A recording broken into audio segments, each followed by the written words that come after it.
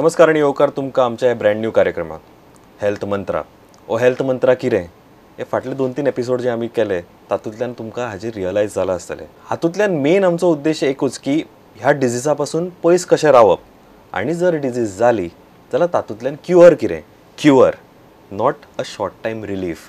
त्या खातीर आमच्या बरोबर आसा Sarnobat homeopathy clinic and research सेंटरची doctor Sonali Sarnobat. Madam thank you very much. Last couple of episodes तुम्ही आमच्या व्ह्युअर्सना ब्रीफ केलं. आज आपण जो विषय घेणार आहोत तो आहे ॲलर्जी आणि सिकनेस, सर्दी. आपण खूपदा बघतो की लॉट ऑफ पीपल, आता लहान मुलं पण म्हणतात की मला ह्या गोष्टीची ॲलर्जी आहे, त्या गोष्टीची ॲलर्जी आहे. Allergy, how do you define allergy basically? एका साध्या सोप्या भाषेत जर आपण एक्सप्लेन करायला गेलो तर. न्यूटन नावाच्या शास्त्रज्ञानं सांगितल्याप्रमाणे every action has a reaction.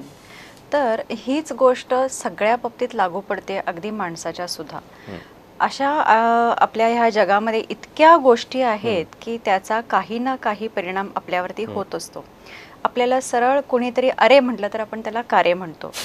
तर आपल्या बॉडीचंही तसंच असतं की बाहेरचा आता धूळ म्हणा किंवा धूर म्हणा, त्यानंतर काही पक्षी, प्राणी, झुरळ ह्या गोष्टींची सुद्धा ॲलर्जी आपल्याला होते. म्हणजे आपली बॉडी, आपलं शरीर त्या गोष्टींना खपवून घेत नाही. तर ह्या बॉडीनं कारे म्हटलेलं जे उत्तर आहे ते म्हणजे ॲलर्जी. तर ॲलर्जीचा एकंदरीत वैद्यकीय शास्त्रामध्ये 3 प्रकार सांगितलेले आहेत.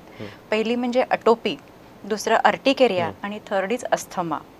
तर बाहेरच्या जगातल्या ज्या ज्या गोष्टींचा आपल्या शरीरावरती परिणाम होतो, ज्यातून आजारांची सुरुवात होते, त्याला म्हटलं जातं ॲलर्जी. वैद्यकीय शास्त्रात ह्याला अँटीजेन अँटीबॉडी रिॲक्शन असं म्हणतात.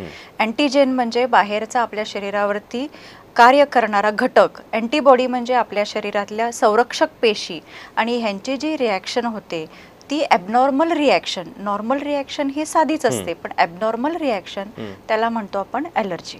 ओके. आता आपण लहान मुलात बघतो की every month every 2 months the child falls sick. आता एक गोष्ट असू शकते की when is in play school and stuff like that, तेव्हा ती सर्दी ट्रान्सफर होते. बट मोर इम्पॉर्टंटली प्रश्न हा आहे की त्याला सर्दी होते का? Is he allergic to that or is his immune system is quite low? Actually immune system low असल्यामुळंच असं होतं. आपण काय करतो की पूर्वी ह्या गोष्टी इतक्या आढळत नसायच्या. ह्याला 2 गोष्टी कारणीभूत आहेत. एक म्हणजे जगातलं वाढतं प्रदूषण आणि दुसरं म्हणजे आपली प्रतिकारशक्ती कमी होणं. जगातलं जे प्रदूषण वाढवतंय त्याला माणूसच जबाबदार आहे, आणि आपली प्रतिकारशक्ती कमी होणं ह्याला सुद्धा माणूसच जबाबदार आहे. आपण आपल्या मुलांना इतकं प्रोटेक्ट करतो की त्यांची प्रतिकारशक्ती, त्यांना प्रतिकार करायची जी शक्ती असते ती त्यांच्यामध्ये वाढायला सुद्धा आपण वाव देत नाही. उन्हात जाऊ नको, पाण्यात जाऊ नको, मातीत खेळू नको, ह्या ज्या गोष्टी आहेत आपण त्याला अति जे प्रोटेक्ट करतो त्यानं सुद्धा ह्या गोष्टींची खूप वाढ होते. ओके. सो बिंग प्रोटेक्टिव्ह, आता आपण म्हणतो की घरात, आता लहान मुलांचाच विचार करूया, पण जेव्हा घरात म्हणतो की it is quite clean, sanitised, आणि जेव्हा बाहेर जातो तेव्हा तुम्ही म्हणाल की we try to stop them. What is the best thing a person learns from his actions, or is it that I want a secluded environment, neat and clean? Is it असं म्हटलं जातं की sun, including sun and everything under the sun is allergic. म्हणजे सूर्यप्रकाश आणि सूर्यप्रकाशाच्या खाली असलेल्या सगळ्या गोष्टी, इवन अंधारातल्याही कितीतरी गोष्टी अशा असतात की काही किडे म्हणा किंवा काही ॲलर्जन्स असतात, तर त्यांना ॲलर्जी ही होऊ शकते. आणि आजकाल ह्याचं वाढतं प्रमाण जे आहे हे एकंदरीत होणाऱ्या प्रदूषणामुळं आणि शिवाय अँटीबायोटिक्सच्या अतिमाऱ्यामुळं सुद्धा आपली प्रतिकारशक्ती कमी होत जाते. आपला आहार जो आहे हा पूर्वीसारखा सकस राहिलेला नाही आहे. त्याला जी सकसता पूर्वी होती, जी बी बियाणांना सकसता होती, ती आता राहिलेली नाही आहे. सगळं हायब्रिड खाणं खाऊन, फास्ट फूड्स खाऊन, ह्या सगळ्या प्रकारांनी आपल्या शरीरातला जो काही प्रोटेक्टिव्ह सिस्टीम आहे त्याचा पूर्ण बोजवारा उडालेला आहे. म्हणजे ते इट्स अंडर अ केऑस. पण आपलं शरीर त्या केऑसमधनं काहीतरी वाट शोधण्याचे जेव्हा प्रयत्न करतं तेव्हा त्याला ती वाट सापडत नाही आणि ते चुकीच्या मार्गाने जातं. त्यावेळेला काय होतं की आपल्याच संरक्षक पेशी आपल्याच चांगल्या पेशींवरती हल्ला बोलतात. मग त्यावेळेला त्या आपल्या चांगल्या पेशी आपलं संरक्षण करू शकत नाहीत. ह्याचं सोपं नाव म्हणजे ॲलर्जी. तर ह्याच्यासाठी एकंदरीत आपली जी प्रतिकार शक्ती आहे ती वाढवणे हे फर्स्ट मेकॅनिझम असू शकतं. आणि त्यानंतर जी झालेली ॲलर्जी आहे ती निस्तरणं हा उपचाराचा भाग असू शकतो. ओके, दोताना एक इंटरेस्टिंग गजाल सांगली की we feel that there is chaos around us, okay, and we get distracted in all those things, but तितकोच केओस आमच्या भितरूय आसा. तो केओस मातसो स्ट्रीमलायन जाता म्हणून खूबदां आमी म्हणटा, दोतोरूय आमकां सांगता की you follow a routine, your lifestyle has to be good, whatever you eat has to be proper. म्हणून दोतोरान डायटाचेरूय एक पुस्तक बरयलां जे तुमकां मागीर फुडें हांगासर पळोवपाक मेळटलें, तेजे बद्दलूय चड आयकपाक मेळटलें. डॉक्टर, मला एक सांगा की एलर्जी आणि infection, is it goes parallel sync आहे का, की it's a completely different? Infection हे वेगळं असतं आणि ॲलर्जी ही वेगळी असते. आपल्याला प्रत्येक सीझनच्या चेंजला, वातावरणातल्या बदलामुळं, because of the climate change, we find that some of the bacterias and some of the viruses they attack us. So that is a infection. But allergy is what? Allergy is totally different, irrespective of the season, irrespective of your food habits. You get prone to the diseases. That is called as allergy. But sometimes the person who is more allergic to the environment, he gets infection very soon because his protection mechanism is not properly working. So sometimes they go hand in hand, but those two are different entities. Okay. आणि असं म्हणतात की is सर्दी आपण बोलतो की is it hereditary, it gets transferred from parents to the child? पुष्कळशी सर्दी जी आहे, ज्याला आपण ॲलर्जिक रायनायटिस म्हणतो, म्हणजे नाक गळणे, नाक चोंदणे, नाक गच्च होणे, हे जे आहे हे आजकाल तरी बहुतेक अंशी अनुवंशिकता ह्याच्यामध्ये असतेच, की आईवडिलांना किंवा आजी आजोबांना, आईच्या आईवडिलांना किंवा वडिलांच्या आईवडिलांना जर का सर्दी असेल, अस्थमा असेल, ॲटोपी असेल, तर ते हळूहळू संक्रमित होऊन it gets in to the next generation. So that is hereditary, that is अनुवंशिकता. So this type of allergy is very common nowadays. And just a random question, if the parent takes medication and it is cured, so is there a chance that it gets transferred to the child as well? Exactly. Yes. It can be transmitted to the child. Okay, it is always in the DNA yes, of a because person. it is in the DNA. अनुवंशिकता असल्यामुळं त्या मुलाला त्या जीन्समुळे, त्याच्या जे chromosomes असतात त्या क्रोमोझोम्समुळे सर्दी होण्याचे, वारंवार सर्दी होण्याचे चान्सेस 90% असतातच. ओके. आणि आपण सर्दी म्हटली की आपण मगाशी पण म्हणालात की asthma, all this chronic illness, sickness, does it always has to end up in to asthma? दम्याने आपण एंड होतो का? हो, काय असतं की ॲलर्जीचे हे जे 3 प्रकार आहेत, पहिली अटोपी म्हणतो. अटोपीमध्ये काय होतं की तुमच्या शरीरावरती बारीक रॅशेस येऊ शकतात किंवा डोळे चुरचुरणे, नाक चुरचुरणे वगैरे असं होऊ शकतं.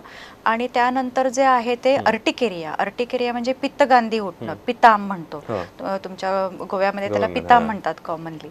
तर पितांब येणं, आणि शिवाय ही ॲलर्जिक रायनायटिस, ॲलर्जिक लॅरिंजायटिस म्हणजे श्वसनाचे आजार जे आहेत ते सगळ्यात शेवटी जाऊन अस्थमापर्यंत टेकतात. अस्थमा हा या तिन्हीमधला जरासा ग्रेव डिसीज धरला जातो. ग्रेव इन द सेन्स त्याची सिव्हिअरिटी जास्त असू शकते, ज्यामध्ये श्वासाला खूप त्रास होतो आणि रुग्णाला it is a debilitating disease again, म्हणजे तुमची लाईफस्टाईल त्याच्यामुळं पूर्ण डिस्टर्ब होऊन जाते. आणि लाईफस्टाईल डिस्टर्ब झाल्यामुळं asthma creates a depression also, म्हणजे त्याबरोबर सायकोसोमॅटिक आजार सुद्धा पुन्हा होतात.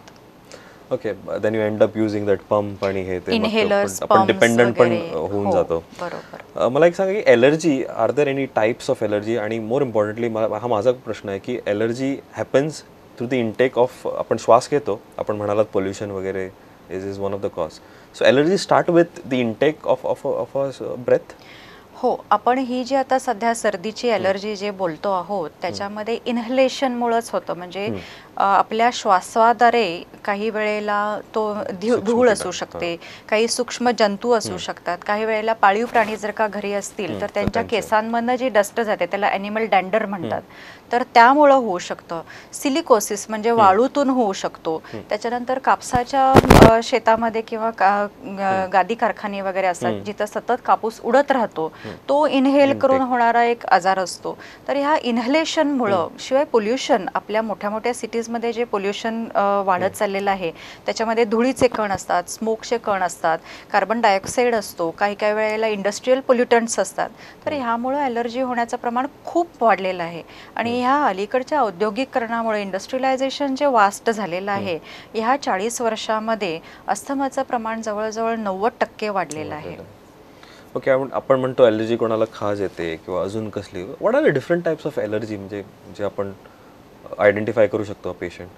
ॲलर्जीज युजली त्वचेवरती येणारी आणि श्वसनाला होणारी हीच ॲलर्जी जास्त आहे.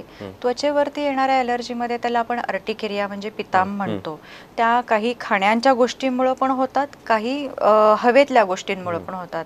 काही जणांना आता प्रोटीन खपत नाही, काही जणांना पीनट बटर चालत नाही, काही जणांना दूध चालत नाही, काही जणांना एग व्हाईट चालत नाही. तर ह्या ज्या प्रोटीन्सना जी ॲलर्जी होते ती वेगळीच असते, ती खाण्यामुळं होणारी ॲलर्जी असते. खाण्यातले कितीतरी पदार्थ आपल्याला पर्सन स्पेसिफिक असतात, म्हणजे मला जे सहन होत नाही ते दुसऱ्याला सहन होईलच असं नाही, किंवा त्याला सहन होते ते मला होईलच असं नाही, वाईस वर्सा असू शकतो. आणि हवेतल्या घटकांमुळे होणारी ॲलर्जी तर खूप प्रमाणामध्ये सध्या आढळून येते, जसं मी म्हटलं की आता प्रदूषणामुळं वगैरे. तर हे ॲलर्जीचे वेगळे वेगळे प्रकार आहेत. त्वचेवरती येणारे आजार आणि श्वसनाचे आजार ह्याच्यामध्ये प्रामुख्यानं आढळतात. आता असं म्हटलं तर आपल्याला कॅन्सर सुद्धा एक ॲलर्जीच मानावी लागेल त्याला, कारण कार्सिनोजेनिक आयटम्स म्हणजे आता प्लास्टिक किंवा डांबराचे वेगळे वेगळे प्रकार किंवा काही नैसर्गिक वायू, ह्या ज्या गोष्टी आहेत आपल्या रोजच्या जीवनामध्ये जे आपल्या संपर्कात येतात, काही कॉस्मेटिक्स आहेत, काही जीवनाशक आहेत, पेस्टिसाइड्स आहेत, काही खतं आहेत की ज्याच्यामुळं they are considered as a carcinogenic म्हणजे कॅन्सरजन्य पदार्थ.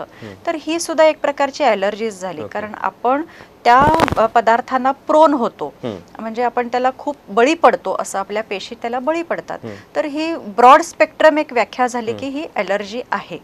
आणि ॲलर्जीचे जे उपचार आहेत ते आपण त्या घटकांचा आपल्या शरीरावरती त्याचा कोणताही परिणाम होऊ नये अशा पद्धतीनं जे उपचार देतो, प्रतिबंध म्हणजे प्रिव्हेन्शन आणि देन क्युअर म्हणजे प्रिव्हेन्शन एक करण्यासाठी आपण त्याच्यापासनं प्रोटेक्शन करण्याचा विचार करतो, आणि एकदा आजार झाल्यानंतर त्याचे उपचार करण्याचा एक विचार करतो. म्हणजे असे हे दोन उपचार पद्धती ह्याच्यामध्ये असतात. ओके. आणि ॲलर्जिक सिकनेस आपण जो म्हणतो त्याचे are there any types of allergic sickness? सर्दी वगैरे होते ती? ॲलर्जिक सिकनेसमध्ये ॲक्यूट ॲलर्जी आणि क्रॉनिक ॲलर्जी असे दोन प्रकार असतात. ॲक्यूट म्हणजे जरा थंड हवेमध्ये गेल्या गेल्या लगेच सर्दी होणं, थंड पदार्थ खाल्ल्या खाल्ल्या लगेच सर्दी होणं, आणि हीच ॲलर्जी पुन्हा पुन्हा होऊन शरीराला त्याची सवय बनून राहणं म्हणजे क्रॉनिक ॲलर्जी. तर ह्या दोन्हीमध्ये वेगळे वेगळे प्रकार, वेगळे वेगळे आजार पुन्हा अंतर्भूत आहेत. Okay, now this are quite medical terms. Just brief me, आणि मला वाटतं मला व्ह्युअर्सला पण अंडरस्टँड व्हायला थोडा टाईम लागेल. One is adenoids, okay, the other one is nasal polyp आणि turbinate swelling. Now this are very medical term. Now my viewers won't understand. Please break it down. Okay, आपल्याला सगळ्यांना टॉन्सिल्स माहितीच असतात. Tonsils या छोट्या ग्रंथी असतात ज्या घशामध्ये असतात. टॉन्सिल सगळ्यांनी ऐकलंय, कारण आत्तापर्यंत टॉन्सिलचं ऑपरेशन करून करून या लोकांनी त्याला इतकं कॉमन केलेलं आहे की टॉन्सिल म्हणजे घशाचा आजार एवढं आपल्याला माहिती असतं. तर अशाच संरक्षक पेशी, ॲक्च्युली टॉन्सिल्स हा एक संरक्षक पेशींचा प्रकार आहे जो आपल्या घशामध्ये असतो. त्यानं बाहेरचे जीवाणू विषाणू आपल्या घशामध्ये जाऊ नयेत असा प्रतिबंध केला जातो. पण तेच काढून टाकले की आपलं शरीर त्याला पुन्हा प्रोन होतं, म्हणजे आजाराला बळी पडतं. तर असेच आणखीन काही पेशी समूह असतात, क्लस्टर ऑफ सेल्स, त्याला आपण ॲडिनॉइड्स म्हणतो. तर ते नाकामध्ये, नाकाच्या मागच्या पोकळीमध्ये, घशामध्ये, श्वासनलिकेमध्ये पण असतात. आणि ह्याचं इन्फेक्शन किंवा ह्याची ॲलर्जी होणे म्हणजे ॲडिनॉयटिस असा त्याची टर्म आहे. तर हा जो आजार आहे हा लहान मुलांच्या मध्ये खूप आढळून येतो. हा प्युअर ॲलर्जीचा प्रकार आहे की धूर स्विमिंगला गेलं आणि उन्हात गेलं किंवा थंड पाणी प्यालं, कोल्ड्रिंक घेतलं तर लगेच ॲलर्जी होते. मग ह्याला लहान मुलं खूप प्रोन असतात.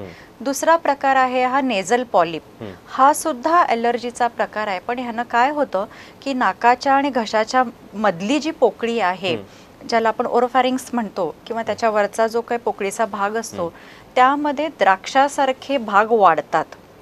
ते हँगिंग असतात, असे लोंबकळणारे छोटेसे असे द्राक्षासारखे घोस घशामध्ये घशाच्या वरच्या पोकळीमध्ये तयार होतात. त्याला नेझल पॉलिप म्हणतात आणि ते नाकाची पोकळी पूर्णतः अडवतात. त्यामुळं नाक बंद होतं, रुग्णाला श्वास घेता येत नाही. झोपल्यावरती श्वास पूर्ण न गेल्यामुळं तोंड उघडं राहतं आणि तोंड सतत उघडं राहिल्यामुळं या लहान मुलांचे दात पुढे यायला लागतात. तर ते एक विचित्र जे चेहऱ्यावरचं एक्सप्रेशन दिसतं, दात पुढं आलेलं, तोंड उघडं राहिलेलं, तोंडाला सतत दुर्गंधी येत आहे, नाक गच्च आहे, बोलताना विचित्र गेंगणा नेझल ट्वँग येतो. तर ही जी आहे ह्याला नेझल पॉलिप डिसीज म्हणतात. हा प्रकार वेगळा झाला. आणि तुम्ही जे शेवटचं म्हटलं की टर्बिनेट स्वेलिंग, टर्बिनेट स्वेलिंग म्हणजे नाकातल्याच लेयर्समध्ये सूज येणं, जे पुन्हा ॲलर्जीमुळं होतं. तर हे सुद्धा ॲलर्जीचे 3 वेगळे वेगळे प्रकार झाले, 3 वेगळी वेगळी स्वरूपं झाली. आपण त्याला फक्त एकच टर्म संबोधतो की नाक बंद झालं, नाकाला श्वास व्यवस्थित घेता येत नाहीये, सायनसिस पॅक झालेले आहेत. तर हा एक लक्षण समूह आहे आणि हे सगळे ॲलर्जीचेच प्रकार आहेत. त्याची ट्रीटमेंट ही जवळजवळ एकसारखीच असते, पण पेशंट आमच्याकडे जेव्हा येतो तेव्हा त्याची लक्षणं वेगळी वेगळी असतात आणि ते डिफर करून त्याच्यामध्ये आम्हाला डिफरन्शिएट करून ट्रीटमेंट द्यावी लागते. ओके, आता we have come to the treatment part. Now how does homeopathy help you in all this allergic sickness and सर्दी जी होते आपल्याला, how does homeopathy help you out? मला थोडंसं दुसऱ्या बाजूनं ह्याचा विचार सांगावा असा वाटतो की पहिल्यांदा सर्दी झाली की एकतर टी व्हीवरची ॲडव्हर्टाईज बघून किंवा ओव्हर द काउंटर बघून औषधं घेतली जातात. त्यांना बरं वाटलं नाही की मग फॅमिली डॉक्टरकडे पेशंट जातो. फॅमिली डॉक्टर एक अँटीबायोटिक आणि एक अँटी ॲलर्जिक देतो. त्यांना एक 5 दिवस बरं वाटतं, पण ह्या 5 दिवसानंतर पुन्हा एक 10-12 दिवसांनी सेम लक्षणं दिसायला लागतात. मग त्यावेळेला तो रुग्ण स्पेशालिस्टकडे जातो. स्पेशालिस्ट त्याला पुन्हा इम्युनोसप्रेसंट्स किंवा स्टिरॉइड्स देतो. तात्पुरता पुन्हा 1 महिनाभर आजार तो कमी येतो. पण हे जेव्हा वारंवार व्हायला लागतं तेव्हा रुग्णांना नक्कीच होमिओपॅथीची आठवण येते. आणि होमिओपॅथीमध्ये हे जे दुष्टचक्र आहे की एक लक्षण येणं, ते कमी होणं औषध घेतल्यावरती, पुन्हा ते वाढणं, पुन्हा ते 3ऱ्या पटीनं वाढणं, असं मल्टिपल फोल्ड्समध्ये जेव्हा ही लक्षणं वाढतात तेव्हा ते एक चक्र होऊन त्याची कंप्लीट टोटल अनक्युरेबल अशी ॲलर्जी तयार होते. ते चक्र ब्रेक करणं हे होमिओपॅथिक औषधांनी शक्य आहे. आणि त्याला जरी लॉंग ट्रीटमेंट झाली, लॉंग ट्रीटमेंट म्हणजे साधारण वर्षभर, तरी सुद्धा हा कायमस्वरूपीचा जो होऊ घातलेला आजार आहे तो आपण पूर्णतः बरा करू शकतो. त्यांना नाक चोंदणे, सायनसायटिस होणे, घसा बसणे, घसा दुखणे, आवाज व्यवस्थित न येणे, कफ तयार होणे, कफ बाहेर न काढता येणे किंवा सारखा सारखा पडणे, छाती भरणे, छातीमध्ये कंजेशन होणं, लहान मुलांना त्या कंजेशनमुळे ताप यायला लागतो, ताप येऊन येऊन त्या अंगात सर्दी मुरते, सर्दी पिकली असं म्हणतात काही जण त्याला. तर ही जी लक्षणं आहेत, नाकापासनं जो फुफ्फुसांपर्यंतचा प्रवास आहे तो होमिओपॅथीनं तिथल्या तिथं स्टॉप करून पुन्हा रिव्हर्स घेणं हे होमिओपॅथिक औषधांनी आम्ही पॅथॉलॉजिकल प्रिस्क्रिप्शनद्वारे सहज शक्य केलेलं आहे. यामध्ये महत्त्वाचं आहे औषधं जी डॉक्टरनी दिलेली आहेत ती वेळेवर घेणे आणि फॉलोअप व्यवस्थित ठेवणे. तिथंच पेशंट चुकतात. पहिल्या व्हिजिटमध्ये गेल्यावरती बरं वाटलं की दुसऱ्या व्हिजिटला कशाला पैसे घालवायचे म्हणून पेशंट जात नाही. नाही, हे हसण्याची गोष्ट नाही, पण हे होतं. मला ह्या गोष्टींवरती भर द्यावासा वाटतो कारण रुग्णांपर्यंत हे जाणं फार आवश्यक आहे. आणि more importantly homeopathy is a continuous process. म्हणून म्हटलं की it doesn't suppress the disease, it cures you.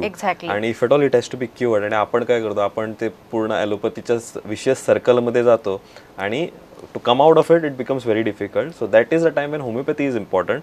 आणि homeopathy gives you a long term cure.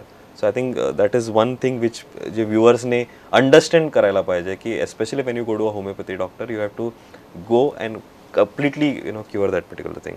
आता ॲलर्जी टाळण्यासाठी just to avoid this particular thing, what are the things that people, a patient or people should generally do? Allergy टाळण्यासाठी आपल्या शरीराला भक्कम बनवणं, भक्कम म्हणजे एकदम व्यायाम करून बॉडी बिल्डिंग करणं असं नव्हे, तर भक्कम बनवणं असं ह्याला मला अभिप्रेत आहे की तुमची प्रोटेक्टिव्ह सिस्टीम जी आहे शरीराची त्याला वाव देणं. एकदा सर्दी झाली किंवा एकदा आपण आजारी पडलो तर शरीर आपलं आपणच त्याला रिपेअर करायचा प्रयत्न करत असतं. तर थोडासा तिथं वाव देणं गरजेचं पण आहे. मोकळ्या हवेत फिरणं, चांगला सकस आहार घेणं, माफक व्यायाम करणं आणि आपल्या आहारामध्ये जास्तीत जास्त केमिकलचा अंतर्भाव होऊ न देणं. आज आपण बघतो की आपण सकाळपासून संध्याकाळपर्यंत आपल्या पोटाची जी काय डस्टबिन करून टाकलेली आहे त्याच्यामध्ये कितीतरी केमिकल्स असतात, ॲडल्ट्रेशन्स असतात, आर्टिफिशियल कलर्स असतात, फ्लेवर्स असतात. तर ह्या गोष्टी शरीरातनं सहसा लवकर बाहेर पडत नाहीत, त्या तशाच राहतात. साधा जर का आपण कोल्ड्रिंकचा एक ग्लासभर जर थंड कोल्ड्रिंक जर का घेतलं तर त्याच्यामध्ये जे प्रिझर्वेटिव्ह असतं त्याचा हाफ लाईफ पिरियड 25 वर्षाचा असतो. म्हणजे एक प्रिझर्वेटिव्ह तुम्हाला शरीरातनं बाहेर काढायला 25 वर्ष लागतात. तर तुम्ही विचार करा, ह्या जर का गोष्टी तुम्ही सतत घेत राहिला तर तुमच्या शरीरामध्ये किती प्रकारचा कचरा गोळा होत असेल.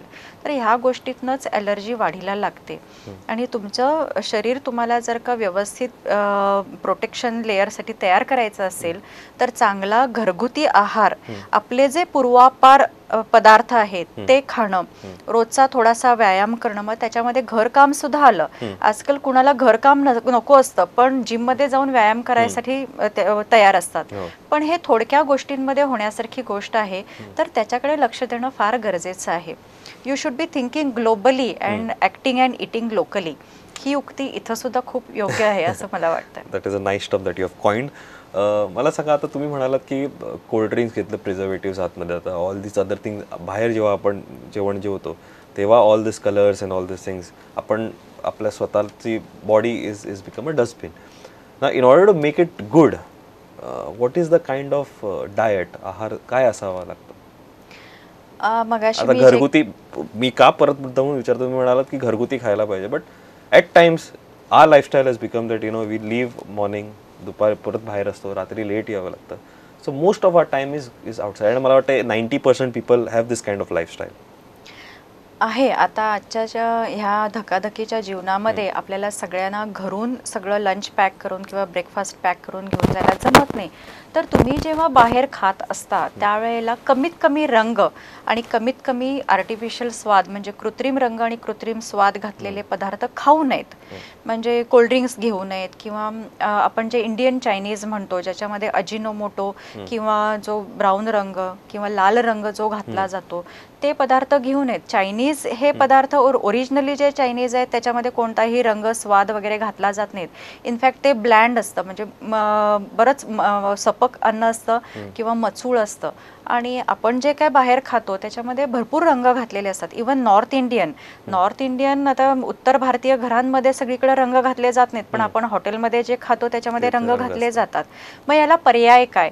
तर पर्याय बाहेर तुम्ही जे काही साऊथ इंडियन खाता, साऊथ इंडियन म्हणजे इडली सांबार, तुमचं जे काही लोकल आता इथलं गोव्याचं आपलं प्रामुख्यानं अन्न आहे, जे आंबवलेले पदार्थ आहेत ते तुम्ही खाऊ शकता, कारण त्यात प्रिझर्वेटिव्ह लागतच नाही. नॅचरल प्रिझर्वेटिव्ह तो आंबवूनच त्याच्यामध्ये जे नॅचरल प्रिझर्वेटिव्ह तयार झालेलं असतं तेच खरं तर तुम्हाला चांगलं असतं. शिवाय जी थाली सिस्टीम असते त्या पद्धतीच्या ह्याच्या आहारामध्ये जास्त कृत्रिम रंग नसतात किंवा कृत्रिम स्वाद नसतात. तर तुम्ही आहार जेव्हा बाहेर खात असता, हॉटेलमध्ये खात असता, तेव्हा तुमचं लक्ष त्या मेनूकडे असणं फार गरजेचं आहे. एक बर्गर खाण्यामध्ये एम्प्टी कॅलरीज जातात, पण तेच एक प्लेट इडली खाल्ल्यामुळं बरोबर आपल्याला पोषक तत्व पण मिळतात आणि त्याच्यामध्ये कोणताही आर्टिफिशियल रंग किंवा फ्लेवर पण नसतो. मग आपण अगदी डोळे उघडे ठेवून आणि मनापासून जर का त्याचा अभ्यास करून खाल्ला तर तो आहार आपल्याला काही बाधक ठरत नाही. Okay, it's a nice thing. आपण जेव्हा मेनू बघतो तेव्हा डायरेक्टली ऑर्डर करतो आणि आपल्याला जे फेवरेट आहे ते आपण ऑर्डर करतो. याच्या पुढे मला वाटतं तुम्ही ज्यांना कितें ऑर्डर करतले त्याला मुद्दम मातसो मेनू पळया, एनालायज करा की ते तुमच्या खातीर कितके गरजेचे आणि कितके बरे ते. आता आपण मगासपासून होमिओपॅथीवर बोलतोय. सो ॲलर्जी आणि सर्दी, is it a long term cure that you have to take? तुम्ही मगाशी म्हणालात की 1 वर्ष बहुतेक जातं ॲलर्जी क्युअर करायला किंवा सर्दी क्युअर करायला. So is it such a long time or more than that, or 1 year time frame असावाच लागतो? ॲक्च्युली तसं बघायला गेलं तर ॲलोपॅथिक ट्रीटमेंट ही लाईफ टाईम घेतात लोक, इन्हेलर्स कायमच घेतात. मग त्या दृष्टीनं होमिओपॅथीचं जे ट्रीटमेंट स्पॅन आहे हे खूपच कमी म्हणावं लागेल. ही होमिओपॅथिक औषधं जी आहेत ती डायनामाइज केलेली जातात, पोटंटाईज केलेली जातात. म्हणजे आपण म्हणतो की नॅनो टेक्नॉलॉजी, की छोट्या पेशीपर्यंत जाऊन पोचण्यासाठी जे काही डोस द्यावा लागतो तेवढाच डोस होमिओपॅथीमध्ये असतो. म्हणजे ॲलोपॅथीमध्ये आपण जर का पॅरासिटामॉल 500 mg घेत असू तर त्या पॅरासिटामॉलचाच अगदी कमीत कमी जो शरीराला आवश्यक जेवढाच आहे तेवढाच भाग होमिओपॅथीमध्ये घेऊन ते औषध तुम्हाला दिलं जातं. कारण शेवटी मोलेक्युलर थेरपी म्हणजे काय आहे तर तुमच्या शरीरातल्या प्रत्येक पेशीमधल्या अणुरेणूपर्यंत जाऊन पोचण्यासाठी जी औषधं दिली जातात त्याला मोलेक्युलर थेरपी म्हणतात. आणि तोच भाग होमिओपॅथीमध्येही वापरला जातो. म्हणजे पोटंटायझेशन, ॲव्होगॅड्रो नंबर म्हणून एक जो मोलेक्युलर वेट मोजण्यासाठी जो नंबर वापरला जातो, आमची औषधं ही रिव्हर्स जातात. म्हणजे आता जर का 6x जर का असेल तर तो क्रूड फॉर्म म्हटला जातो. म्हणजे मदर टिंक्चर म्हणजे ते क्रूड सगळ्यात अगदी आता आपण जर का सोनं म्हटलं तर त्याचा क्रूड फॉर्म हा त्याचा मदर टिंक्चर किंवा त्याचं पोटंटाइज्ड पावडर असते. त्याच्यापासून आम्ही मागं येत जातो. म्हणजे त्याच्यातला थोडा भाग घेऊन त्या थोड्या भागातला परत थोडासा भाग घेऊन असं डायल्यूट होत येतं औषध आमचं. आणि जे मोस्ट डायल्युटेड आहे ते सगळ्यात स्ट्रॉंग औषध असतं होमिओपॅथीमध्ये. जितका आजार क्रॉनिक तितकं ते जास्त डायल्युशन वापरलं जातं. मानसिक आजारांमध्ये आणि क्रॉनिक आजारांमध्ये जास्तीत जास्त कमीत कमी अशी डायल्युशन्स केली जातात आणि ती हायर डायल्युशन्स वापरली जातात. आणि अशा वेळेला जर का तुम्ही कॉन्स्टिट्युशनल होमिओपॅथीची जर का ट्रीटमेंट दिली, आमचं जर का पॅथॉलॉजिकल प्रिस्क्रिप्शनच्या पद्धतीनं जर का आम्ही गेलो तर एक्झॅक्ट ह्या विविक्षित माणसाला किंवा त्या माणसाला जेवढा डोस हवाय तेवढाच दिला जातो. आणि ते अगदी स्टडी करून म्हणजे त्याचा पूर्ण अभ्यास करून दिला जातं. आता प्रत्येक माणसाला पहिल्याच व्हिजिटमध्ये त्याची पूर्ण पर्सनॅलिटी कळेल असं नाही, तर त्याला 2-3 व्हिजिट लागतात की जेव्हा पूर्ण तो माणूस कळायला लागतो. कित्येक वेळा असं असतं की ह्या ॲलर्जीसुद्धा सायकोसोमॅटिक असतात. सतत डिप्रेशनमध्ये असणारी माणसं, सतत दुःखात असणारी माणसं, सतत दडपणाखाली असलेली माणसं ह्यांना ॲलर्जी फार लवकर होते. कारण त्यांचं मनच त्यांना मागं ओढत असतं आणि त्यांचं मन त्यांना प्रोटेक्शन देऊ शकत नाही.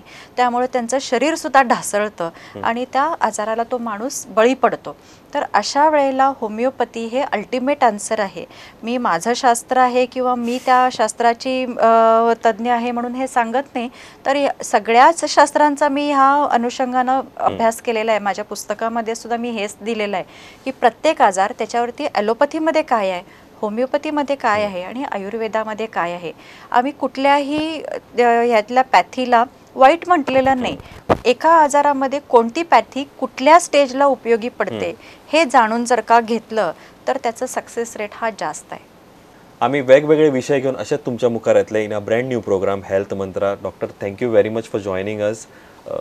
It was pleasure having you and briefing you briefing us on all the other aspects of health. So thank you very much. Thank you so much.